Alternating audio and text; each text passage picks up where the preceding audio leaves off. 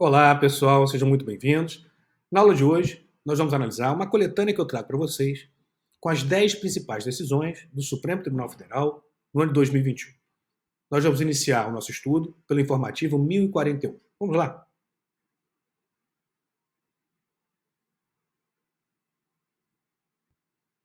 ADI 4811.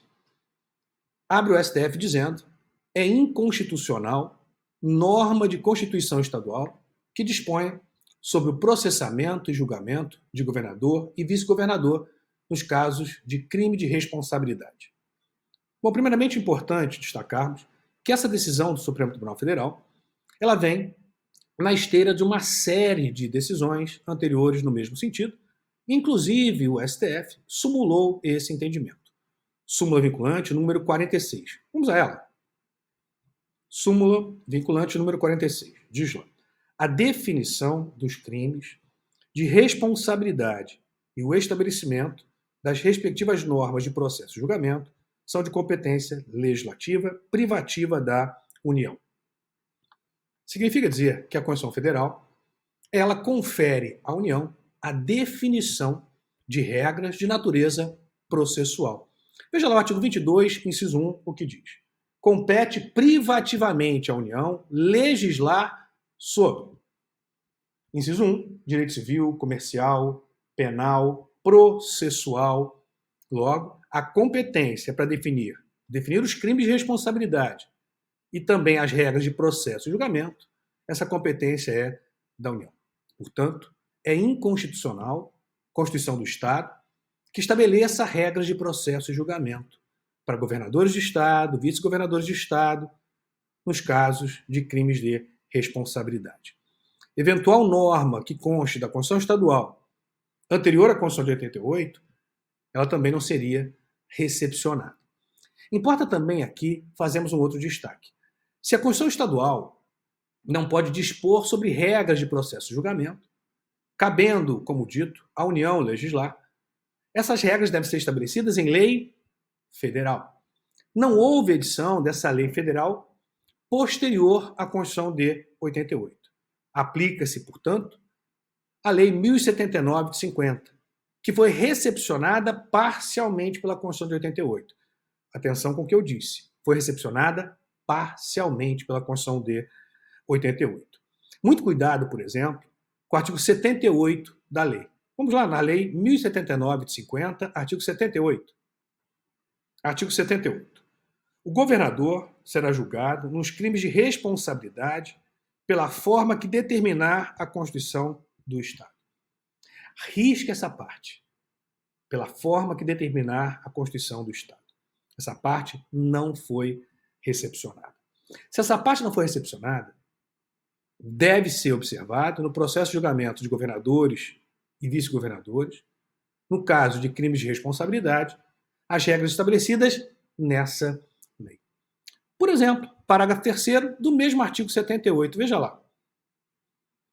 Nos estados onde as constituições não determinarem, pode riscar, as constituições não podem mais determinar, o processo nos crimes de responsabilidade dos governadores aplicar-se ao disposto nessa lei, devendo, porém, o julgamento ser proferido por um tribunal composto de 5 membros do Legislativo, 5 desembargadores, sob a presidência do presidente do Tribunal de Justiça local, que terá direito de voto no caso de empate.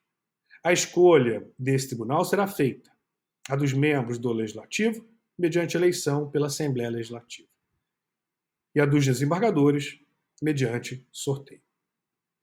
Portanto, processo e julgamento de governadores por crime de responsabilidade, a competência para definir as regras, ela é privativa da União. É inconstitucional, portanto, a Constituição do Estado, que crie regras de processo e julgamento. Aplica-se, então, a Lei 1079 de 50, que teria sido parcialmente recepcionada pela Constituição de 88. Temos, inclusive, um caso recente aqui no Rio de Janeiro, onde o ex-governador Wilson Witzel foi julgado por esse Tribunal Especial Misto, em conformidade com o artigo 78, parágrafo 3º da Lei 1079 de 50. Voltando aqui para concluir a decisão, Isso porque a tipificação dos crimes de responsabilidade e o estabelecimento de normas relativas ao processo e julgamento, ao processamento e julgamento desses delitos são de competência privativa da União. Com base nesse entendimento, o plenário, perceba aí, por unanimidade, julgou procedente o pedido formulado na ação direta para declarar inconstitucionais os artigos tais da Constituição do Estado de Minas Gerais. Precedentes: súmula vinculante 46, súmula 722 do STF e ADI 558.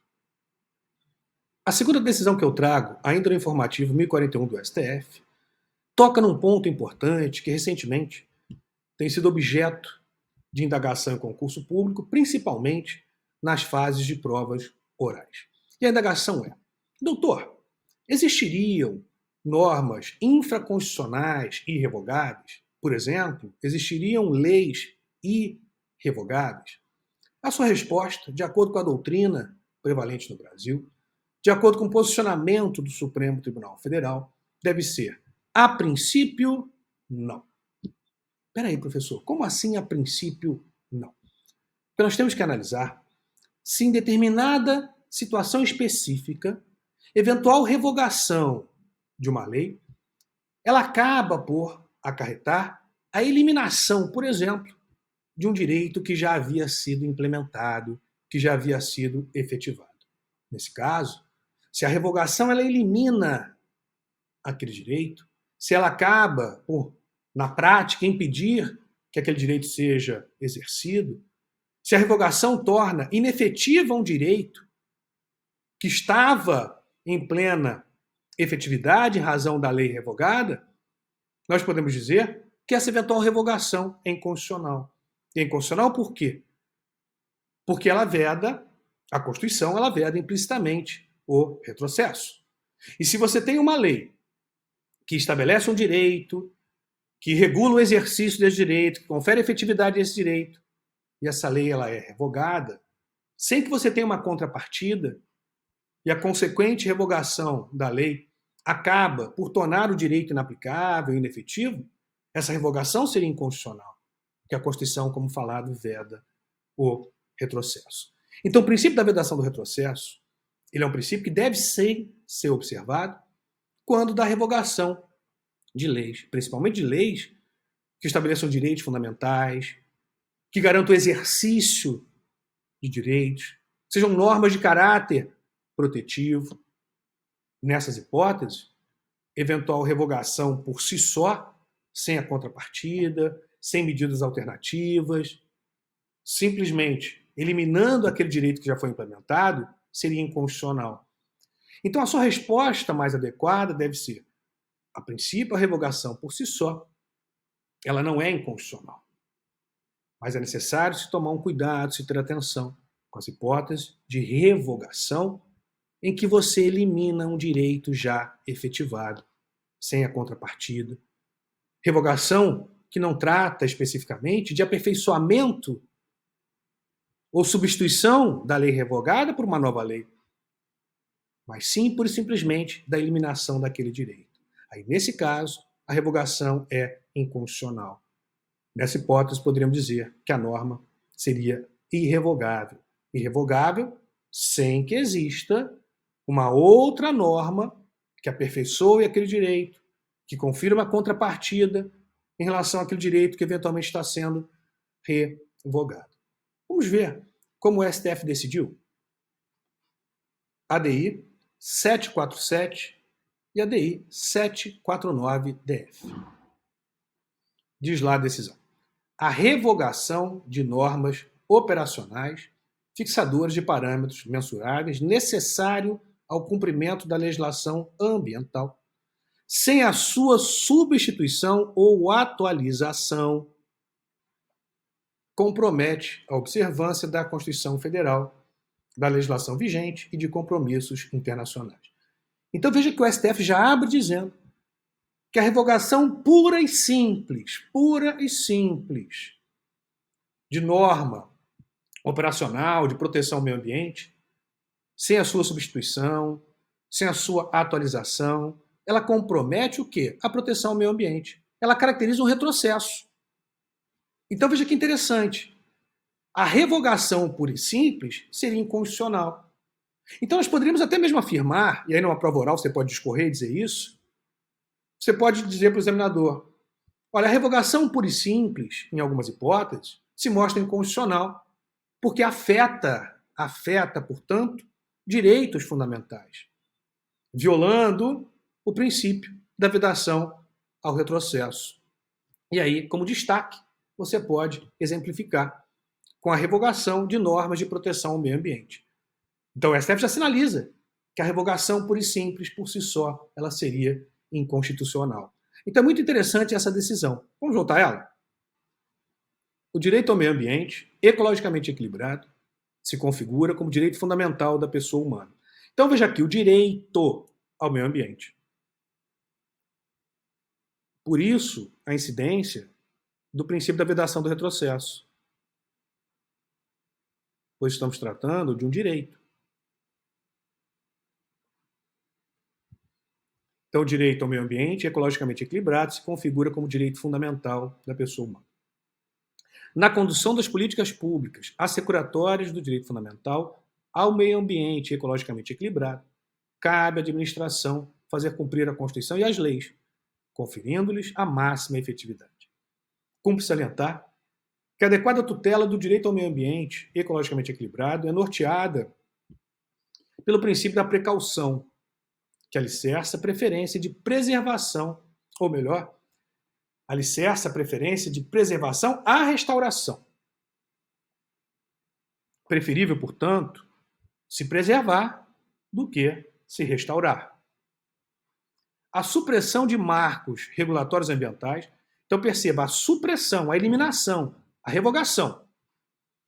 Procedimento que não se confunde com a sua atualização e ajustes necessários.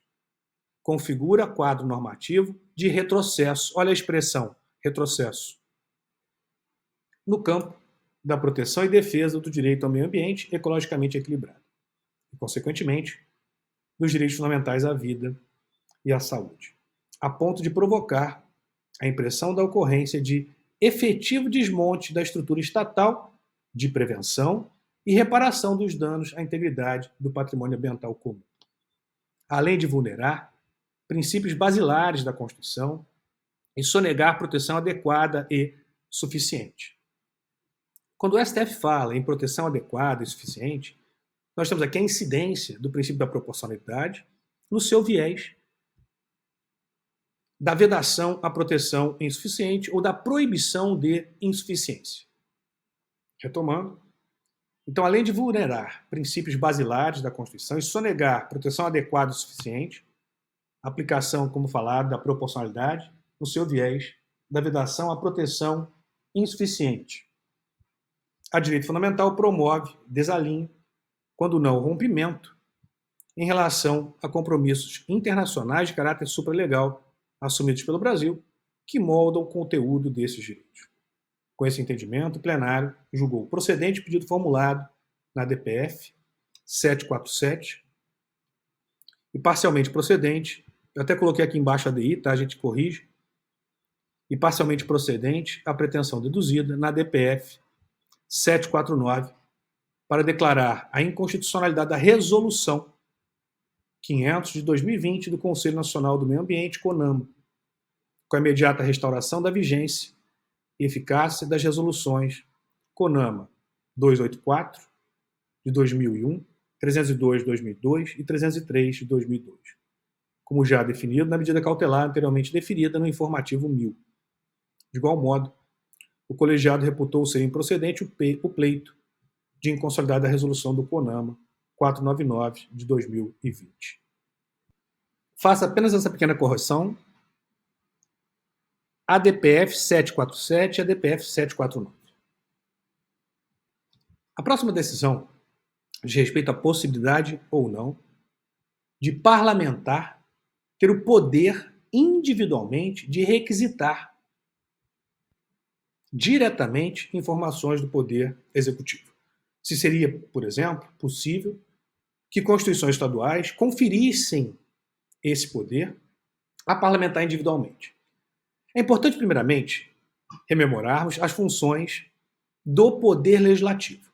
O Poder Legislativo, assim como os demais poderes do Estado, possui funções típicas e funções atípicas. Como funções atípicas do Poder Legislativo, nós podemos citar, por exemplo, a função de julgar em caso de crime de responsabilidade. Podemos ainda indicar, como função atípica, a função de administrar, a função administrativa. Mas essas não importam. Importa agora examinarmos, ainda que brevemente, as funções típicas. Como funções típicas, nós temos aquela que é a mais óbvia, a função de legislar. Temos ainda como função típica a função representativa. Representação popular, que é conferida à Câmara dos Deputados, artigo 45 da Constituição. A Câmara tem como função representar o povo. E a função de representação federativa, conferida ao Senado Federal, artigo 46, Senado que tem função de representar o interesse dos Estados. Mas temos ainda uma outra função típica muito importante, que é a função fiscalizadora. A fiscalização pode ser subdividida em duas espécies. Fiscalização financeira e orçamentária, que é exercida pelo Poder Legislativo com auxílio do Tribunal de Contas, e a fiscalização político-administrativa, que é exercida pelo Poder Legislativo através de suas CPIs. O que nós queremos saber é se seria possível, por exemplo, que o parlamentar, individualmente, no exercício dessa função fiscalizadora, possa, ele, individualmente, diretamente requisitar, portanto, documentos do Poder Executivo ou informações do Poder Executivo. A Constituição nos ajuda a resolver esse problema. Artigo 58, parágrafo 2º, inciso 3 e 58, parágrafo 2º, inciso 3, primeiramente, e 58, parágrafo 3º. Então, primeiramente, 58, parágrafo 2º. Olha o que diz lá. As comissões. Então, esse poder é das comissões. Então, as comissões, em razão da matéria de sua competência, cabe, inciso 3, convocar ministros de Estado para prestar informações sobre assuntos inerentes às suas atribuições. Então, veja aqui, a competência aqui, ela é conferida às comissões. Veja agora o parágrafo 3º, que trata das CPIs. As comissões parlamentares de inquérito, que terão poderes de investigação próprios das autoridades judiciais. Então, veja, as comissões parlamentares de inquérito, que terão poderes de investigação próprios das autoridades judiciais. Então, quem é que tem esse poder de investigação? Não é o parlamentar individualmente considerado, é o Poder Legislativo, que exerce através de suas comissões. Logo, seria inconstitucional norma de Constituição estadual que confira essa atribuição, esse poder, essa competência individualmente ao parlamentar. Vamos à decisão do Supremo? Anote, ADI 4700. Muito cuidado, primeiramente, com o artigo 49, inciso 10. Então, vamos combinar o artigo 58, parágrafo 2º, inciso 3, com o parágrafo 3º e também com 49, inciso 10. Olha o que diz o 49, inciso 10. É da competência exclusiva do Congresso Nacional, como eu disse, do Poder Legislativo. Inciso 10, fiscalizar, controlar diretamente ou por qualquer de suas casas, grife, os atos do Poder Executivo, incluídos os da administração indireta. Então perceba que a Constituição, nesses dispositivos, ela confere ao Poder Legislativo, ela confere ao Congresso Nacional, ela confere à Casa Legislativa, ela confere à comissão da respectiva Casa Legislativa essa atribuição, e não ao parlamentar individualmente. Veja a decisão. Norma estadual ou municipal não pode conferir a parlamentar individualmente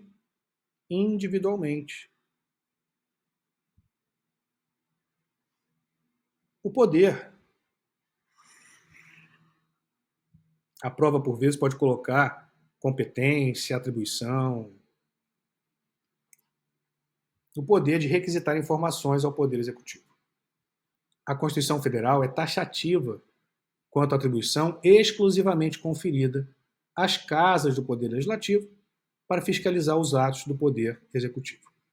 Nesses termos, não se admite que Constituição Estadual ou legislação infraconstitucional, a pretexto de fiscalizar, olha a função fiscalizadora, ou controlar a atividade de outro poder, disponha sobre outras modalidades de controle ou inovem em fórmulas de exercício dessa atividade que ultrapassem aquelas previstas pela Constituição, sob pena de violação ao princípio da separação dos poderes.